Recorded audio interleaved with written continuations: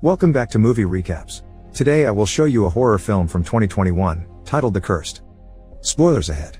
Watch out and take care. It's late at night in the city when a drunk man returns to his apartment, discovering that the lights aren't working and the TV has no signal. He looks out the window with a golf club in hand, thinking it may be a thief, but the truth is creepier than that. A mysterious figure appears behind him and doesn't seem bothered when the man hits him with the club. As a weird tattoo appears on his wrist that makes his skin go black, the mysterious figure attacks the man, throwing him around and causing him to get infected by something weird on the spot where he touches him.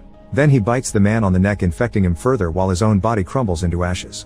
Sometime later, the police are reviewing the case.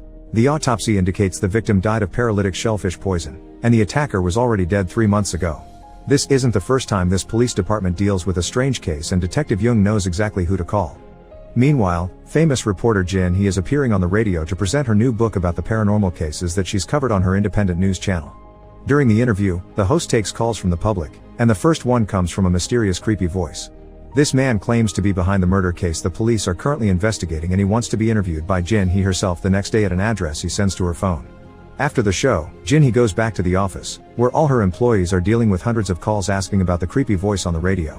Jin Hee also gets to meet Jesse, the new intern in charge of on-site shooting who has recently arrived in the country. Then, she meets with her partner Kim, who has already been pulling some favors to get information on the recent murder case. The victim had been a researcher at Seung-gil Pharmaceutical, but there are no clues on the killer other than he's been dead for 3 months and his hoodie had an identification number. Kim has put his hands on a bunch of pictures as well, and Jin Hee gets to see the tattoo on the attacker's wrist, confirming it's the type used to cast a spell.